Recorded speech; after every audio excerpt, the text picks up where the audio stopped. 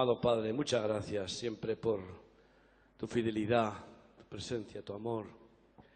Gracias por esta oportunidad de estar aquí con nuestros queridos hermanos, con esta congregación tuya, Señor. Bendice tu siervo, su familia, cada persona, Dios mío, que está aquí. Que nos avises, nos adviertas, Señor, que nos ilumines, que nos redargullas, que tu palabra haga efecto en nuestro corazón. Que nos pode, Señor, todo lo que es humanista, carnal, hojarasca. Señor, que tu palabra nos revolucione, nos desafíe, porque tú tienes prisa, Señor, por terminar tu obra.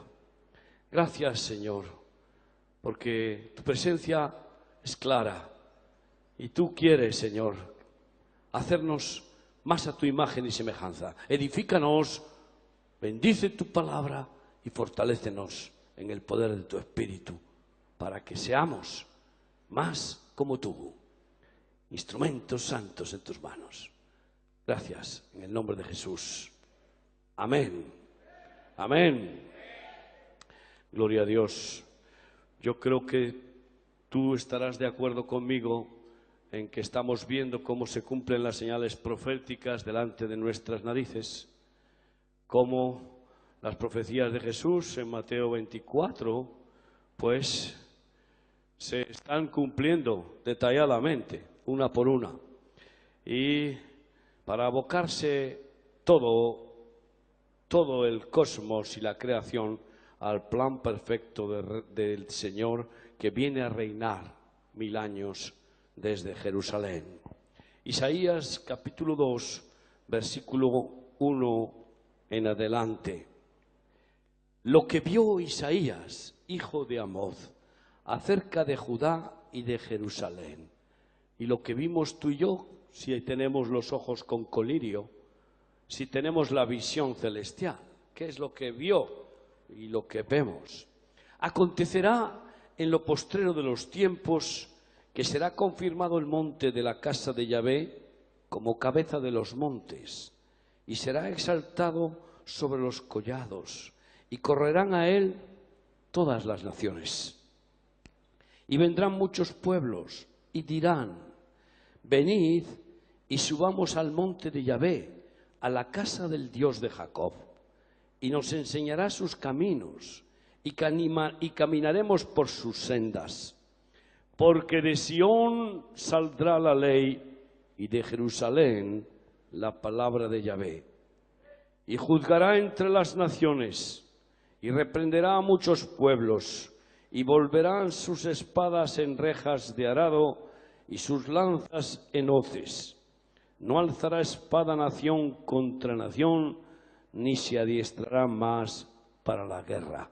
Que el Señor bendiga su palabra. Tú sabes que en la ONU, el último versículo, figura como el lema de la ONU, solamente que le han cortado una parte importante, pero lo pone en la parte humanista, ¿no? de una paz universal.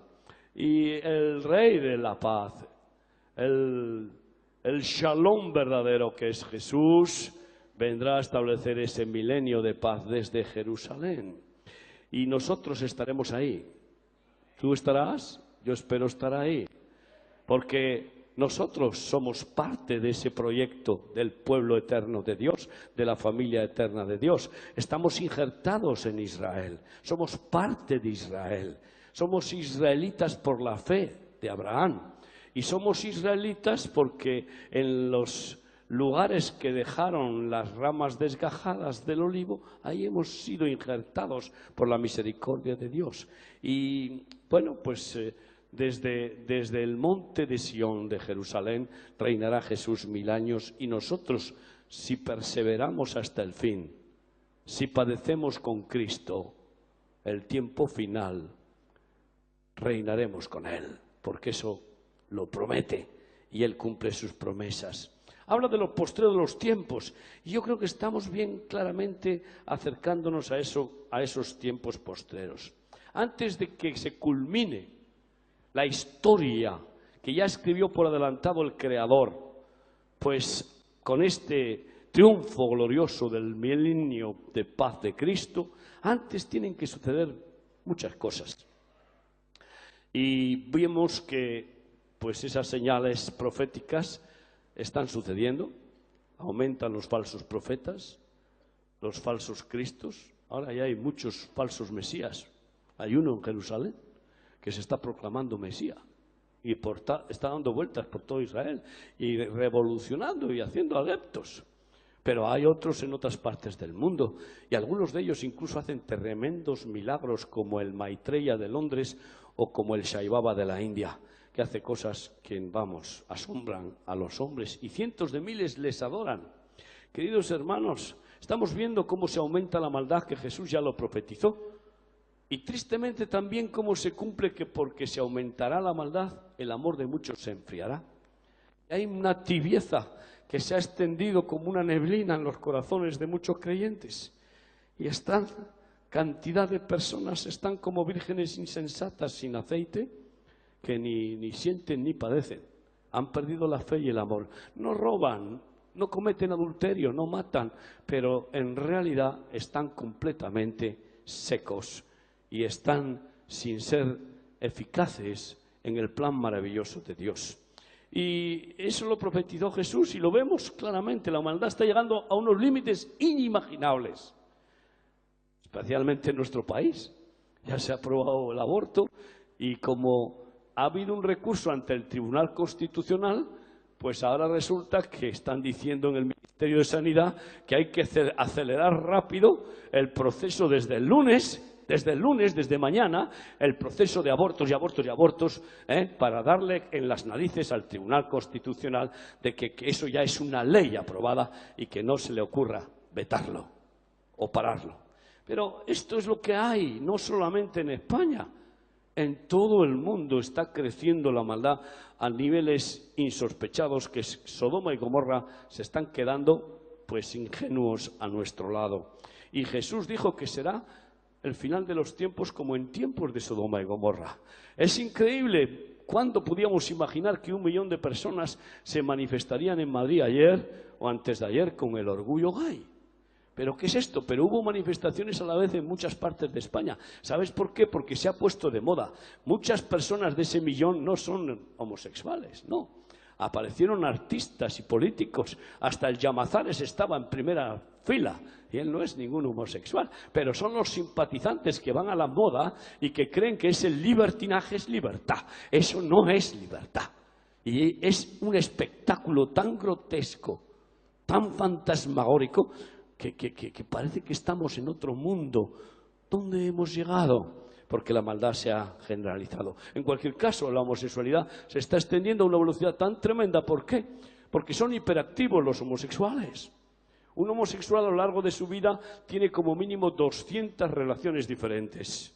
Esa es la estadística. Pero además es que inician a otros adolescentes y jóvenes en la homosexualidad.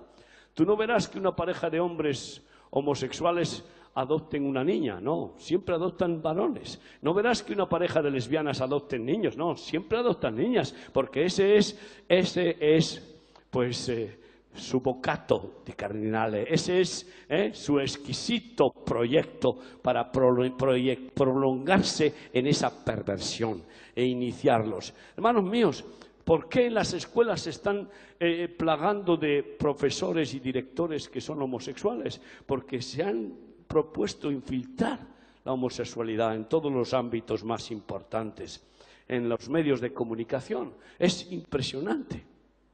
Se ha puesto de moda de que las mujeres se besen, aunque no sean lesbianas. La Madonna puso de moda el beso de mujer con mujer y ayer la Sandra Bullock hizo el mismo bulo, hizo la misma payasada. ¿Por qué? Porque eso queda bien, parece. Porque a lo bueno me dicen malo y a lo malo bueno. Porque estamos en un momento de tensión maligna a límites insospechados. ¿Y eso qué está provocando? Que Dios diga, ¡basta!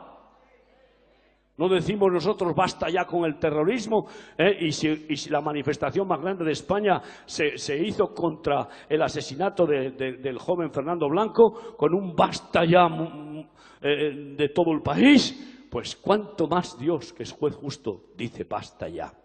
Hermanos míos, Hemos visto cómo se contaminan los ríos y los mares. Vemos los vertidos de petróleo, pero no hay nada que no tenga un sentido. ¿Por qué el vertido de petróleo en Estados Unidos? Porque se vendió al petróleo, pues toma petróleo.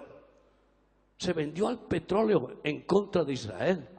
Y justo cuando Obama inicia su inclinación casi para adorarle al rey Faisal de Arabia Saudí, y pacta con los árabes, y tiene el Corán en su mesita, además de la Biblia, y celebra la cena del Ramadán, del fin del Ramadán, la celebra en la Casa Blanca con 200 gerifaltes musulmanes. Pues ¿dónde estamos? Pues mira, se manifiesta esa inundación de petróleo, porque da una señal bien clara a Dios de cómo Estados Unidos se vendió al petróleo. España ya se vendió al petróleo hace mucho tiempo. Y el Prestige nos dio la señal bien clara. No existe nada por casualidad. Todo tiene un porqué, pero hay que interpretarlo en el Espíritu, en la revelación de Dios, queridos hermanos. Y el Señor nos está dando señales constantemente. Estamos viendo cómo se deshielan los bloques gigantescos de los polos y vemos las inundaciones. Esto es impresionante. Todos los años aumentan las inundaciones con cantidad de ahogados. No va a hacer Dios que haya un diluvio universal porque prometió que no iba a hacer un diluvio universal, pero sí pequeños diluvios, pero pequeños diluvios que arrasan y ahogan a miles y dejan a millones de personas sin hogar. ¿Por qué? Porque las aguas de los mares están subiendo, sube la temperatura, nos lo están diciendo, pero no nos dicen la verdad. La verdad es que esto va más rápido de lo que avisan. No es que dentro de 100 años el mar subirá 7 metros, no, es mucho antes, es en las próximas 2 décadas, cuando veremos claramente esa expresión del juicio de Dios. Queridos amigos, estamos viendo cómo se contaminan los mares, cómo se contaminan los ríos, cómo hay huracanes. Ahora vendrán huracanes. Vamos a ver este otoño huracanes fuertísimos. Y yo estoy esperando, tengo aquí en mi corazón el pensamiento terrible del octubre negro. Vienen manifestaciones terribles del juicio de Dios a este mundo. Y por eso tengo que ir como una atalaya avisando. Yo no soy un profeta, no me considero un profeta, pero sí una atalaya de Dios, que tengo que tocar la trompeta, que tengo que estar en los muros y avisar a los pueblos, avisar a la iglesia y avisar a los incrédulos para ver si se arrepiente. Y tengo el deber de profetizar, porque lo manda la palabra, no por otra cosa. Lo dice Pablo a los Corintios, sobre todo que profeticéis, y por tanto me esfuerzo en buscar profecía y pido al Espíritu Santo que me use para dar palabra profética. Ustedes son conscientes de que yo prediqué en este lugar sobre el crack económico. Ustedes me oyeron y me han oído en muchas partes del mundo cómo el crack económico mundial venía. Y lo he escrito en 2 libros hace ya 15 años. Y ahí está, ese crack económico devastador. Cuando iba a venir el corralito a Argentina, el Señor me lo mostró. Y estuve en Argentina varios años avisando del desastre que venía. No me hicieron caso. Bueno, eso es lo normal. Pero los que profeticemos no tenemos que buscar que nos hagan caso. Algunos sí que hacen caso. Pues por esos pocos merece la pena avisar. Y además también para que el pueblo no se desenfrene. Cuando Dios te usa para dar profecía y se cumple, ay amigo, el pueblo dice, cuidado que hay Dios y que lo ve todo y que habla y que da el palo, y da el palo. Y el creyente recupera el principio de la sabiduría, que es el temor de Dios, el respeto a Dios. Y es fundamental, sin profecía el pueblo se desenfrena. Y yo me parece que estabas tú, Benito, el 9 de septiembre del año 2001, estaba predicando aquí en Barcelona. Estabas tú conmigo, ¿no? Y estaba en nuestro local de culto, entonces era de la Rambla, de la Rambla, y yo hablaba sobre la palabra profética y me vino un mensaje en lenguas y luego la interpretación, y me encontré diciendo, en estos próximos días viene un desastre a Estados Unidos inimaginable que va a asombrar el mundo entero, que va a cambiar claramente el concepto de la historia. Eso está grabado en una cinta, va a ser algo terrorífico. Y dije, en estos próximos días. Normalmente no es bueno dar nunca fechas para una profecía, salvo que lo tengas tan claro, porque si no, pues qué desastre cuando no se cumple, ¿verdad? Pero me vino claramente del Espíritu Santo, no pude frenarlo. Y si el Espíritu profetiza, ¿quién impedirá? Dice la palabra de Dios. Te toma, te posee y sueltas el paquete, porque eres una boca de Dios y Él obra. Eso fue el 9 de septiembre, 2 días después, eso fue un domingo 9 de septiembre. 2 días después, el 11 de septiembre, vinieron la destrucción de las Torres Gemelas. Cuando sucedió aquello, me confirmó el crack económico. Dije, los dos símbolos de la economía mundial han caído hasta el suelo. Esto está claro de que ya viene pronto el crack económico. Entonces incentivé claramente la trompeta profética sobre el crack económico. Y muchos no se han preparado. Muchos no han tenido la revelación del espíritu de José, no se han preparado. Y España ahí está en caos, en bancarrota. Nadie se imagina a qué nivel de crisis está este país. No. No lo quieren ni creer. No se atreven realmente a profundizar sobre el peligro tan grave que tiene la economía de España y de Europa y de Estados Unidos y del mundo entero. Porque están endeudados hasta la médula. ¿Cómo puede ser que deba, pues, 750.000 millones de euros este país? ¿Cómo puede ser? ¿Con qué va a pagar esas cifras tan gigantescas? Más la deuda de los particulares, que está todo el mundo endeudado. Pero no vamos a entrar en esos detalles. Lo que sí está claro es que Dios, ¿qué es lo que quiere? Desbarató el comunismo, pues ahora está desbaratando el capitalismo, porque no es un sistema justo. ¿Y qué plan tiene Dios? Primero juzgar la iglesia. El juicio del Señor empieza por su casa, y quiere que los hijos de Dios no estemos pegados al dinero, porque raíz de todos los males es el amor al dinero, el cual codiciando algunos se extraviaron de la fe y fueron traspasados de muchos dolores. Todos los que yo veo que caen en desgracia, primero cayeron en el amor al dinero. Todos. Esa raíz está siempre en cualquier mal. Lo dice la Biblia. Entonces Dios nos quiere despojar del amor al mundo. Dios nos quiere liberar del mamón, que es el Dios más poderoso de este mundo y que tiene esclavos a casi todos los seres humanos. Y además también quiere quebrantar a los incrédulos para que se conviertan, para que le busquen, para que busquen a Yahvé Yireh, el que provee, y puedan saber que con Él vivimos diciendo nada me falta, porque es mi pastor, y nunca me faltará nada, porque Él cuida de mí. Amén. Aleluya. Hermanos míos. Y, ¿sabes? Dentro de las profecías que el Señor me ha dado, y estoy orando además para que suceda, porque claro, una vez que das la profecía, después ora, Señor, cumple tu palabra. Tú me has dado esa palabra, cúmplela, porque no es mía, es tuya.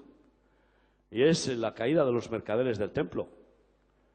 Empecé a profetizar eso en Estados Unidos, claramente. Lo profeticé en una reunión de pastores en Miami, ya no me han vuelto a invitar, pero no importa. Empezaron a caer mercaderes del templo, los famosos predicadores de la prosperidad, que viven con lujos millonarios, que es vergonzoso, y que se dedican a malgastar los bienes del Señor mientras los niños se mueren de hambre.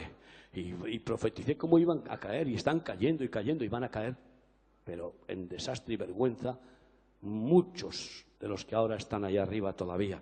Hermanos míos, porque el juicio del Señor empieza por su casa, no te olvides. Cuidado, pongamos nuestras barbas a remojar si vemos las barbas pelar, del vecino pelar. Cuidado, que tú y yo no somos mejores que los demás, que tú y yo tenemos que vivir en temor y temblor todos los días de nuestra vida, que estoy viendo cómo caen ministros, como ha dicho Pepe, dice, bueno, algunos de los supervivientes, porque es que están cayendo ministros como moscas. Pero ¿qué pasó cuando en Andalucía hace poco 3 pastores murieron en una semana? Hubo pánico entre todos los pastores. 3 pastores en una semana. Uno en el púlpito. Tremendo, amigo. Qué experiencia. Yo no quiero decir por qué murieron, es asunto de Dios, pero no cabe duda de que si el Señor te quita en pleno vigor del trabajo, será porque estorbas. Cuidado. Hay amigos. Esto se pone difícil más difícil cada día, se pone imposible. Solamente para los que aprendan a vivir por fe podrán sobrevivir, porque el justo por la fe vivirá. Pero todos aquellos que no saben vivir sin dinero, todos aquellos que no saben vivir confiando en Dios, sabiendo que realmente Él cuida de nosotros, confiando plenamente en Él, pues esos van a fracasar, porque creen más en el dinero que en Dios. Y yo creo que es un plan perfecto del Señor para que se nos desencanten. ¿Sabes también por qué el crack económico es positivo? Porque por fin muchos cristianos se quedan sin trabajo. Y me vienen, pastor, ore por mí que me he quedado sin trabajo. Digo, gloria a Dios, enhorabuena, a ver si trabajas para Cristo de una vez. Porque el Señor necesita obreros para la mies. Ya está bien de trabajar por dinero. No trabajéis por la comida que perece, sino por la comida que a vida eterna permanece. Nosotros estamos viendo cómo cristianos están hartos de no llegar al final de mes, trabajar y no llegar al final de mes, y encima siempre incumplen con el Señor porque lo último que dejan es los diezmos. Si les llega, dan diezmos y ofrendas. Si les llega. Y eso es estar bajo la maldición de la ley, porque el que está en la gracia no da el diezmo, le da el corazón entero a Cristo y le da todo a Cristo, porque todo es suyo, a Él le pertenece todo. Hermanos, ¿dónde estamos? Pero qué bueno que el Señor te despoja y entonces el reino de los cielos es semejante a un hombre que fue a contratar obreros para su viña y les encontró en el paro. ¿Y cómo estáis sin trabajar? Nadie nos contrató, pues venga. ¿Sabes que en el reino de Dios no hay paro? No hay paro. A mí me dan mil cristianos parados y los pongo a funcionar a todos. Y no les va a faltar pan, ni casa, ni nada a ninguno. Me dan 10.000 y lo mismo. Pero inmediatamente. Porque confío en el Rey. Y que su reino es justo. Y que ningún justo mendigará pan. Hermanos, ¿sabes por qué tengo tanto anhelo por la palabra profética? Pues es muy sencillo, porque cuando Dios te da una responsabilidad sobre más de 40.000 personas que dependen de ti para comer, para colegio, para transporte, para vivir, para todo, porque somos una familia, vivimos como los primeros cristianos, por lo menos intentamos, pues más de 40.000 personas en 69 países. Y escúchame bien. Cuando estás así con esa carga o recibes revelación y estás preparado para las maquinaciones del diablo, o si no, dice el Señor, si nos viene un desastre, se van a quedar en la calle miles de niños que se mueren de hambre. Los presos que damos de comer en las cárceles, a unos 8.000, se mueren de hambre. Los niños que damos de comer en los comedores de los poblados, de los campos de refugiados, se mueren de hambre. Los 34 colegios gratuitos que tenemos para no sé cuántos miles de niños, pues automáticamente se cerrarían. Y todo eso sería un desastre tan grande. Y por eso vivo de rodillas y cada día digo, Señor, háblame. Habla que tu siervo escucha. Con esa carga sobre mis hombros. Sé que es ligera su carga porque yo la pongo en sus hombros. Le digo, Señor, yo no puedo con esto. Pero, Señor, pero si yo soy un burro, yo no puedo con esto. Pero tú puedes, Señor. Algunos dicen, ¿cómo con tanta carga puedes vivir? Vivo mejor ahora con tanta carga que antes con menos, porque he aprendido a confiar en el Señor, a descansar en el Señor, a saber que la obra es suya, que no es mía, y que Él es fiel y que cumple siempre su palabra. Amén. Queridos hermanos, estamos viendo que unos 7.000 asteroides se acercan hacia la Tierra, de los cuales más de 800 tienen más de un kilómetro de diámetro. Y no sé cuántos, unos 2.000, tienen más de 100 metros de diámetro. Y vienen hacia la Tierra. Y lo saben. Desde hace ya bastantes años se conoce el viaje hacia la Tierra del cometa purificador. Vienen también unos 50 y tantos, unos 80 y tantos cometas hacia la Tierra. 80 y tantos cometas hacia la Tierra, un porcentaje altísimo de todos los que se conocen. Y uno de ellos se le llama el purificador. Dicen que esperan que no golpeará sobre la Tierra, pero que pasará a tal velocidad cerca de la Tierra que cambiará el eje de la Tierra. Ya hemos recibido la primicia del cambio del eje de la Tierra. ¿Sabes cuándo hemos recibido esa primicia? Con el terremoto de Chile. El terremoto de Chile ha asombrado al mundo porque ha hecho variar el reloj unas décimas de segundo y ha hecho girar la Tierra, ha hecho un pequeño cambio en el eje de la Tierra. Para mí es una primicia del plan del Señor, porque el plan de Dios es volver la Tierra a su posición original, y para eso tiene que purificar la Tierra. La Tierra gime y anhela la redención de Cristo, y Cristo va a reinar en una Tierra redimida, purificada por el fuego, no por el agua, como el diluvio, pero sí por el fuego de las copas de la ira. Hermanos míos, cuando vemos que el biochip americano ya está planificado y con la asistencia sanitaria se va a imponer obligatoriamente, pues estamos viendo ya la preparación del 666 del anticristo. Cuando vemos que el antisemitismo mundial, y esta fue una de las profecías que el Señor nos dio en el segundo congreso de la palabra profética en Jerusalén el año pasado, claramente el Señor nos habló, va a aumentar el antisemitismo de una forma terrible, porque yo envío los cazadores para que mi pueblo vuelva a casa, porque les he devuelto la tierra y no quieren volver. Hay más de 6 millones de judíos en Estados Unidos, más que en Israel, y no quieren volver. Hay otros 6 millones esparcidos por el mundo y no quieren volver, y solo 5.900.000 en Israel. Escúchame bien. Y el Señor ha determinado que no quede ninguno fuera. Y por eso primero envió a los pescadores para decir, volved con la liyá. Y no han querido, muchísimos no han querido. Y el Señor envía a los cazadores. Y también, ¿por qué? Porque Dios utiliza a los pueblos perversos para purificar a su propio pueblo, como lima, como utensilios de castigo. Pero luego Dios castigará a los que han castigado a sus hijos, a su pueblo. Este es el procedimiento del juicio de Dios. Y la leyad total se va a producir. Nada más que el Señor nos avisó de que comenzaba el antisemitismo, bueno, pues fue de que se aumentaba y que se iba a potenciar. Pues ya ves tú lo que ha estado pasando, y como este tema de las pateras, de los barcos esos humanitarios, que ha sido toda una patraña para provocar a Israel y para que todo el poder mediático se ponga contra Israel. Hermanos míos, en el primer congreso de la palabra profética de Jerusalén, de hace 2 años, en noviembre, pues tuvimos una profecía también de cumplimiento inmediato.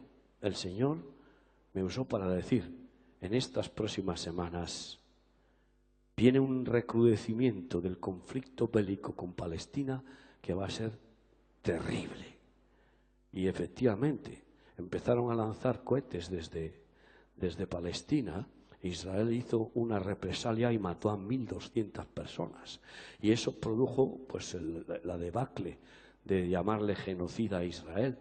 Hermanos míos, la palabra profética se va a desempolvar, se va a manifestar cada vez más, porque el Señor quiere avisarnos. Y por eso nos dice, preguntadme acerca de las cosas que han de venir. Y yo le pregunto, y tú pregunta también. Queridos hermanos, cuando vemos al Club Bilderberg organizándose en España este mes pasado, y que dirigentes de nuestro país participan del Club Bilderberg, que es el movimiento de los Illuminati, los banqueros internacionales, es la telaraña de Satanás de este mundo para levantar al anticristo. Y vemos sus planes.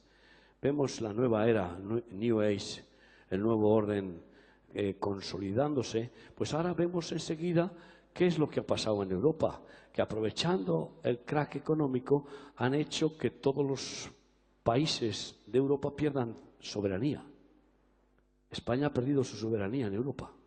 Ningún país va a tener soberanía, sino que el Consejo Europeo va a controlar a los países. Pero eso, ¿qué plan es? Que en todos los países de Europa estén dominados por un presidente único, que ya han puesto a uno como presidente permanente, para ir ensayando el control de una persona y un gobierno completo europeo en todas las áreas. Y eso es la cuna del anticristo. Cuando vemos que se hace tanto énfasis en la alianza de civilizaciones, no nos damos cuenta de lo que está planteándose ahí. que es la unión de los dedos de hierro y los dedos de barro. 10 dedos de hierro, como dice que es la última bestia, son 10 países que estuvieron en el Imperio Romano. El hierro es el elemento principal de Europa. Europa es el mayor productor de acero del mundo y de hierro. Y después del Imperio Romano, la última bestia son 10 dedos de hierro, 10 de barro. 10 dedos de hierro, 10 países que son los fuertes de Europa, con 10 países árabes, musulmanes, que son los que dominan el petróleo. 10 reyes, porque el barro es símbolo claramente del Islam y de los árabes. Hermanos míos, ¿qué pasa con esta situación? Pues que las etnias se rebelan contra esa globalización y se están radicalizando las etnias, los nacionalismos.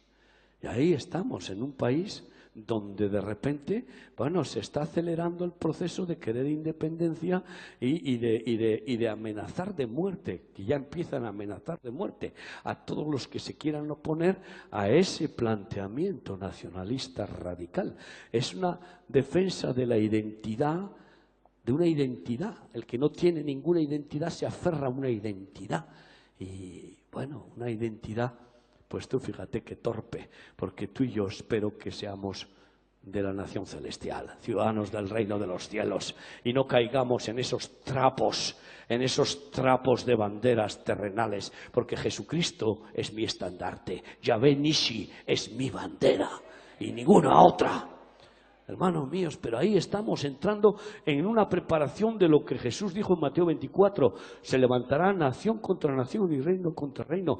Va a haber guerra en este país, no te quepa duda. Va a haber guerra otra vez entre catalanes y castellanos, vascos y gallegos y castellanos, con Marruecos y esto va a ser una ensalada tremenda, porque lo que viene después de todo este conflicto mundial económico es la guerra. ¿Qué pasa con un hombre si tiene 4 hijos, no tiene que darles de comer y ese hombre no tiene ninguna moral y tiene una pistola en casa? ¿Qué crees que hace? Está todo el día diciendo, no tengo para comprar, no tengo para pagar, ni la luz, me cortan la luz, y tengo 4 hijos y tengo una pistola, está mirando la pistola. ¿Qué hago? ¿No tengo otra solución? Pues que no tiene fe, no tiene moral, agarra la pistola y atraca. Los atracos se han multiplicado de tal manera que vamos a tener que bunkerizarnos para protegernos. Todos los días miles y miles de robos, de atracos. Pero esto hacen las personas particulares. ¿Pero qué crees que harán los gobiernos? Que no tienen escrúpulos ni moral. Irán a quitarle los bienes a su vecino. Y entonces empezará a haber un conflicto bélico. Y la ONU no podrá pagar tantos conflictos bélicos. Ni la OTAN. Es como si en esta ciudad hay 2 incendios, a lo mejor los bomberos tienen fuerza para apagar 2 incendios, pero si hay 200 incendios, los bomberos tiran la toalla, no saben ni a dónde ir. Porque no pueden apagar. Y entonces los pirómanos, ¿qué hacen? Ahora es la mía. Ahora no va a haber bomberos ni nada. Aquí un incendio más y otro incendio más. Y hay pirómanos, claro que hay pirómanos. ¿De qué crees tú que son los incendios? La mayoría son provocados por pirómanos endemoniados. Pero también las guerras es así, y además Dios cumplirá su palabra y seguirá quebrantando este mundo. Hermanos míos, estoy aquí para profetizarte que vendrá guerra, guerra de nación contra nación y reino contra reino, que vamos a ver muy pronto, cómo se desatan las guerras. Zacarías 12:1, y el foco estará en el Oriente Medio, como lo sabemos, claro. Dice así, Zacarías 12:1, profecía de la palabra de Yahvé acerca de Israel. Yahvé, que extiende los cielos y funda la tierra, y forma el espíritu del hombre dentro de él, ha dicho: he aquí yo pongo a Jerusalén por copa que hará temblar a todos los pueblos de alrededor contra Judá, en el sitio contra Jerusalén. Y en aquel día yo pondré a Jerusalén por piedra pesada a todos los pueblos. Todos los que se la cargaren serán despedazados, bien que todas las naciones de la tierra se juntarán contra ella. Todos los países se van a juntar contra Israel. Sí, hasta Obama va a dejar de apoyar a Israel. ¿Sabes? Uno de los mensajes que tuve como una frase que me clavaba en el cerebro durante un año era una frase diciendo: del norte viene el mal sobre toda la tierra. Y venga a repetirse aquí dentro de mi mente. Y entonces yo digo, yo eso lo he leído en alguna parte de la Biblia. Y busqué, y me encontré con Jeremías, capítulo 1, versículo 11. Y vino palabra de Yahvé a mí diciéndome, ¿qué ves, Jeremías? Y viene a ti también, ¿qué ves? ¿Qué estás viendo? Porque hay muchos ciegos que no ven nada con todo lo que está pasando. Y Jeremías dijo, veo una vara de almendro. Bien has visto, Jeremías, porque yo apresuro mi palabra para ponerla por obra. Y ahí hace un juego de shaket, que significa apresurar la palabra o vara de almendro. Y la vara es para eso, para darle al burro, para decir que corras, para darnos con la vara. Porque el buen pastor tiene una vara y un cayado. Y hace falta vara más que nunca hoy.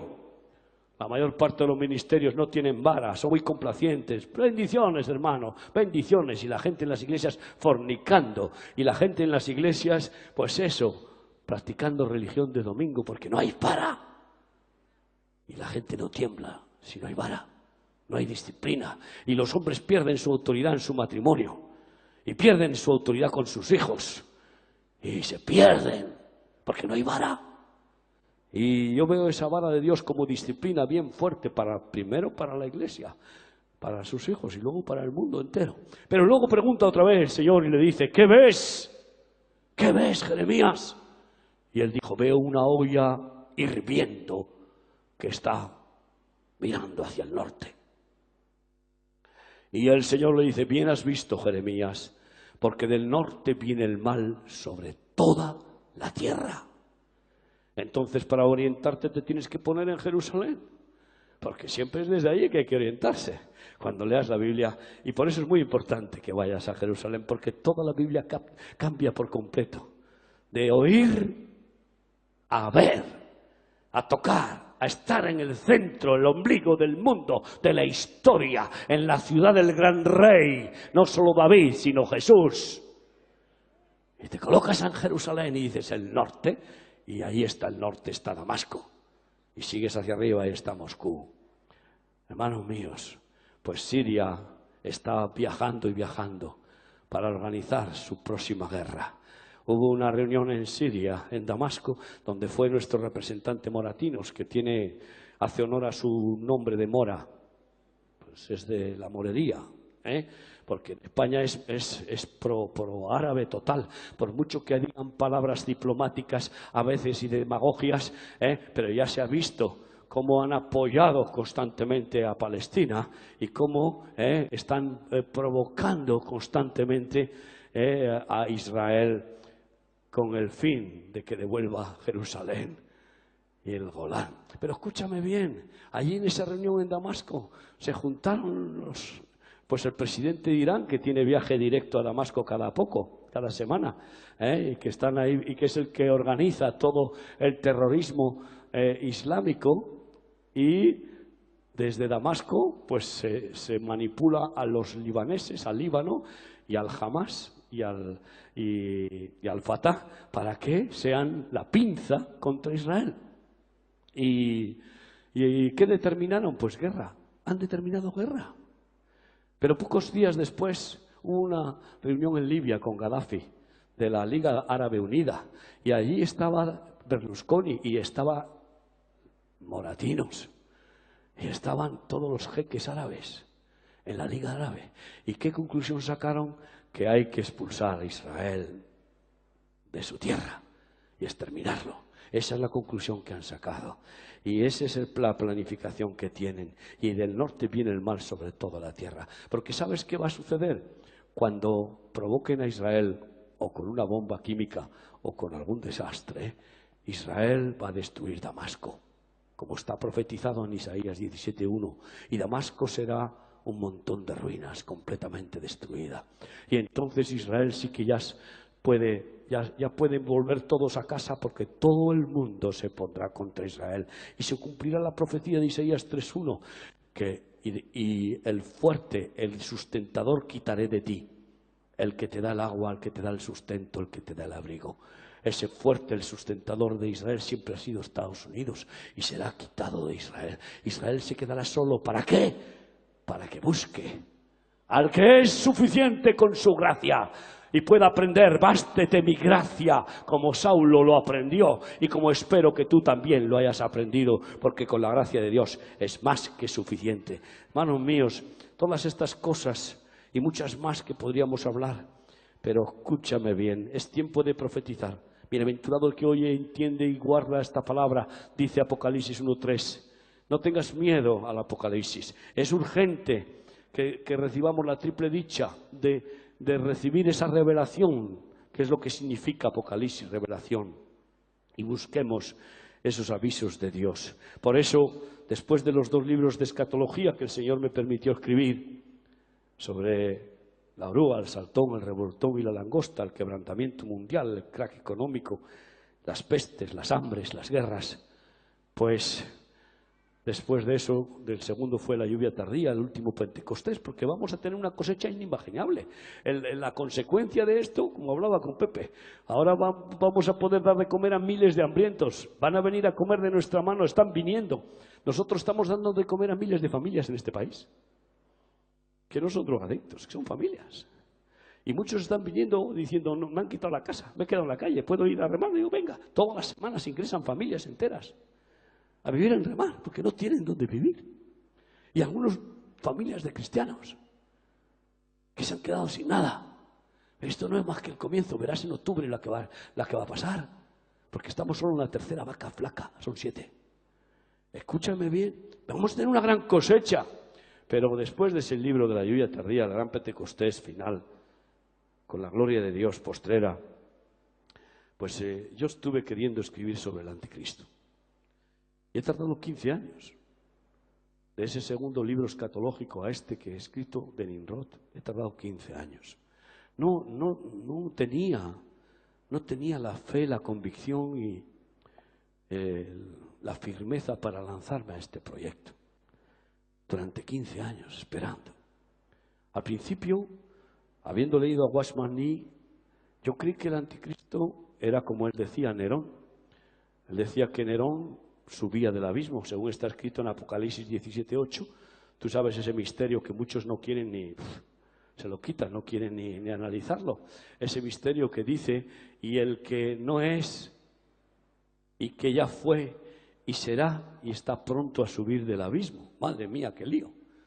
Alguien que ha sido, que no es en tiempo de Juan el Amado, volverá a ser, y sube del abismo. Y él pensaba que era Nerón, Watchman Nee, el que subía del abismo, para tomar el cuerpo del anticristo cuando lo matan.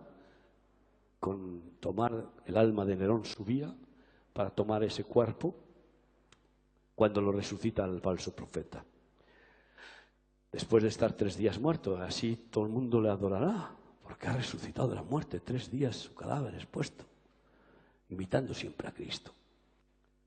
Y yo estudié Nerón y dije, este es un memo histórico, un canalla terrible, sí, uno de los 7, de las 7 cabezas del dragón, sí que es decir, ha sido uno de los anticristos más repugnantes y feroces, pero este memo no tiene la categoría para ser el último anticristo, esa bestia, pues la mayor bestia de la historia, que por fin consigue, porque Dios se lo permite, dominar todo el mundo.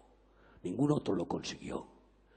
Y lo deseché, dije, no reúne todas las condiciones que requiere este perverso, el más perverso personaje de la historia que Satanás ha usado. Y entonces, bueno, seguí investigando, porque era fundamental, no tenía sentido hablar del anticristo sin discernir qué cabeza del dragón es la última. No tenía sentido. Y conocí a Mervyn Byers en Guatemala, que es un escatólogo muy famoso, que ha escrito muchos libros y que cometió el error de escribir un libro, Victoria 2000, diciendo que el Señor venía en el 2000. Y ahí es en donde después él cayó en desgracia. Pero yo aprendí mucho de ese hombre porque era un hombre muy estudioso. Él decía que Arafat era el cuerno pequeño, y yo dije, sí, es uno de los cuernos de pequeños, porque siempre ha habido muchos cuernos pequeños y anticristos a miles.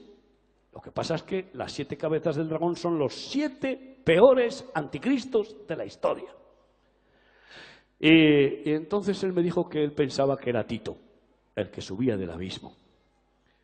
Y bueno, pues estudié Tito, efectivamente es otra de las cabezas, pero no llegué a tener ninguna paz ni ninguna convicción. Para mí no cumplía todos los requisitos y ahí me volví a quedar. Entonces, leyendo y leyendo, llegué a Nabucodonosor. Digo, esta bestia, que además de ser la cabeza de oro, el mayor emperador de la historia desde su tiempo hasta el final, y también es un anticristo, una de las cabezas del dragón, esta bestia, el Señor lo tiene postrado 7 años como una bestia, con pezuñas. Dije, esto es una señal, porque va a estar 7 años gobernando el mundo, el último anticristo. Esto es una señal de que me está dando una advertencia de que él puede ser la última bestia. Pero comprendí que simplemente por esa señal no era suficiente. No era suficiente y le faltaban muchas otras manifestaciones. Y entonces seguí como estaba y así pasaron los años. Y un día, yendo a Israel, bajando del Golán, vi unas ruinas allá, en una ladera, y pregunté al guía, ¿qué son esas ruinas? Y me dijo, son las ruinas del castillo de Nimrod. Dije, pero Nimrod no pudo estar aquí en Israel. Dice, Nimrod no, pero hubo una tribu, los Hashashin, los hachís. La palabra hachís de los fumetas significa asesino. ¿Sabes? Es lo que significa. La tribu de los hachís, de los Hashashin, que asaltaban a las caravanas y se refugiaban en este castillo que llamaban de Nimrod, porque ellos todavía continuaban con sus babilónicos rituales. Y eso me quedó aquí, Nimrod, digo Nimrod. Y entonces fui a investigar a Nimrod. Ay, amigo. Y yo dije, ¿cómo puede ser?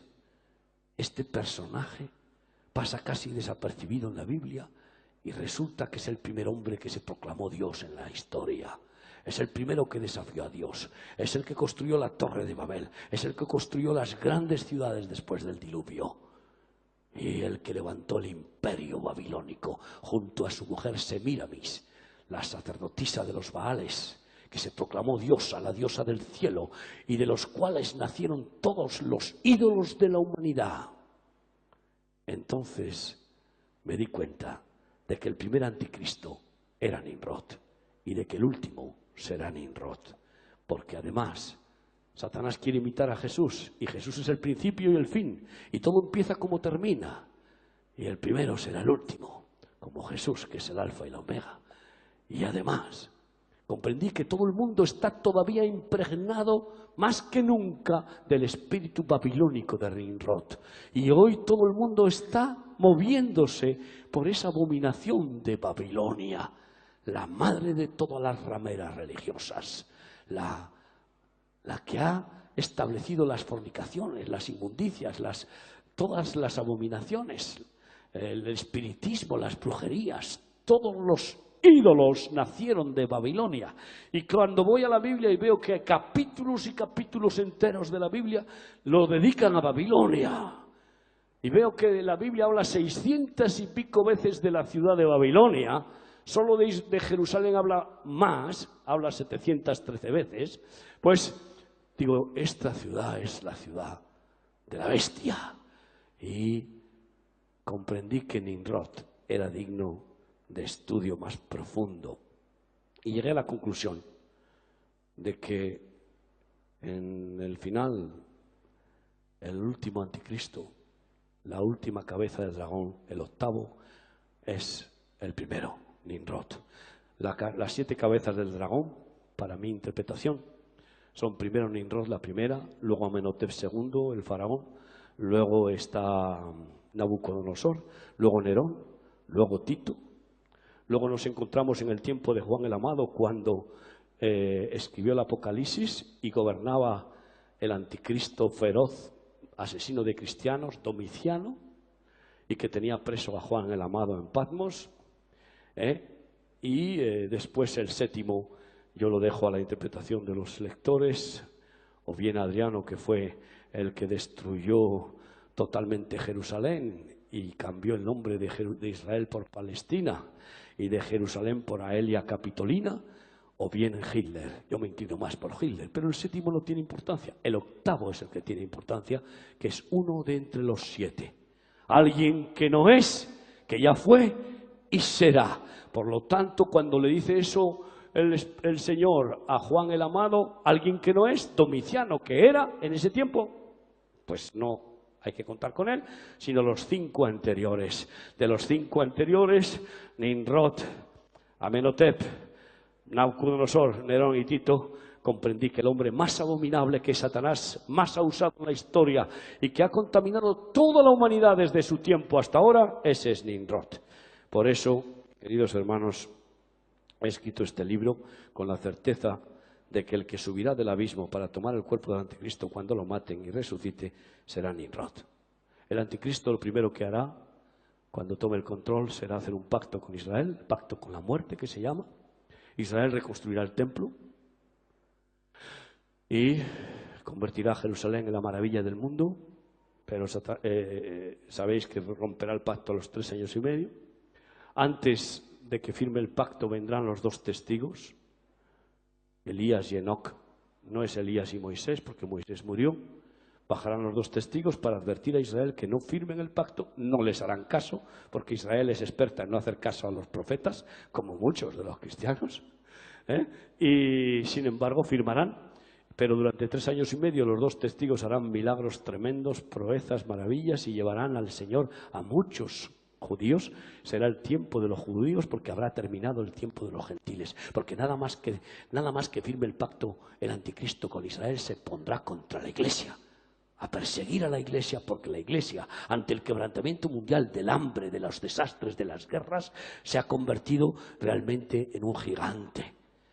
Millones de almas se han entregado a Jesús ante la necesidad. ¿Qué es lo que ha pasado en Haití con el terremoto, amigo? Pues que miles y miles de haitianos están proclamando a Cristo, están confesando a Cristo, están entregando su vida a Cristo. Y ese es el plan. Y el anticristo se enfrentará contra ese crecimiento tan gigantesco de la iglesia, viéndola como un peligro para intentar dominarla, y utilizará como siempre a la gran ramera que cabalgará sobre la bestia para perseguir a los verdaderos hijos de Dios. Y la gran ramera ya se ha formado. Y el Consejo Evangélico Mundial está dentro de la gran ramera.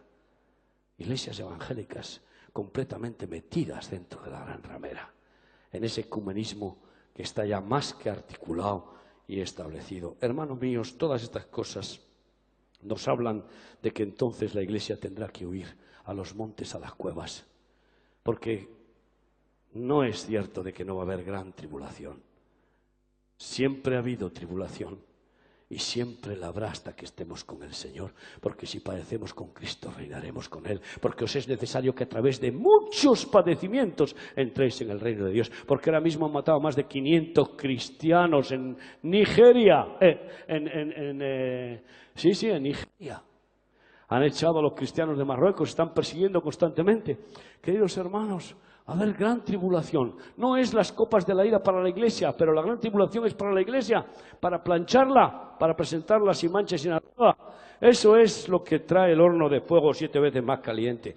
Y entonces huirán a los montes, a las cuevas, y un grupo numeroso de millones huirá a un lugar que Dios tiene preparado, como promete Apocalipsis 3.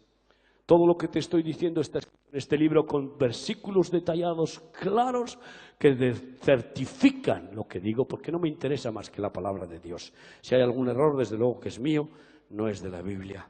Hermanos, ahí podemos hablar claramente del 666, podemos hablar del Islam en ese libro como arma terrible, como Dios de la guerra, Alá Maozín, y pues todo lo que nos interesa, parte de lo que nos interesa con respecto a este final de los tiempos. Yo te quiero decir que no hay tiempo que perder, hay una gran cosecha que hacer y que por tanto te agradeceré que te pongas al servicio de Dios, que no esperes a que te quedes sin trabajo, sino deja ya las cosas de este mundo y ponte a servir al Señor para que Él te use para ganar muchas almas, para extender su reino y su justicia. Queda poco tiempo.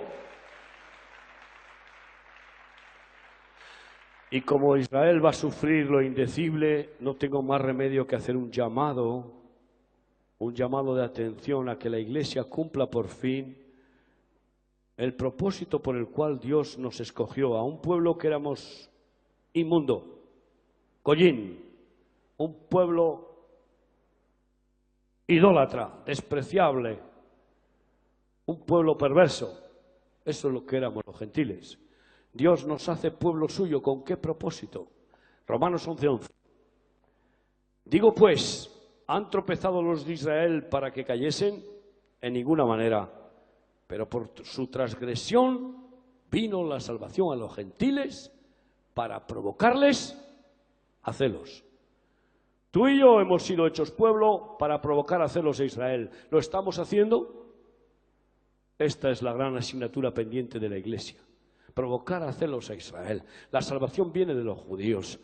Es el pueblo del libro, de la Torá. Es el pueblo escogido por Dios. Y aunque sea un hijo pródigo, sigue siendo un hijo. Si tú tienes 2 hijos y uno de ellos es un malvado, ¿dejará de ser hijo tuyo por eso? No. Sigue siendo hijo de Dios. Y el remanente de Israel será salvo. Y se juntará ese remanente de Israel con la Iglesia para formar una familia eterna, la unión de 2 campamentos, el gran milagro del final, para que juntos seamos arrebatados por el Señor. Los que creen que la Iglesia va a ser arrebatada y los judíos ahí que se fastidien, están equivocados. El amor de Dios por Israel es incondicional. Nunca, nunca, nunca dejará a su pueblo abandonado. Esa es la promesa. Antes el sol dejará de iluminar. Y así lo ha jurado y lo ha prometido Dios.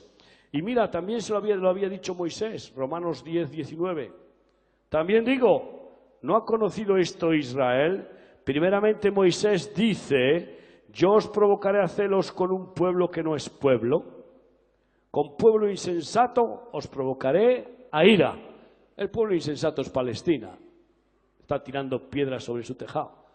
Los únicos que les pueden bendecir y sacar de la miseria, de la ignorancia, del desastre es Israel, que son los que les pagan la luz, el agua, los que mandan 5 camiones diarios de ayuda humanitaria a Palestina. Todo miente, no nos dan la información correcta. Los que atienden gratis en los hospitales judíos a los heridos y a los enfermos incurables de Palestina son los israelitas.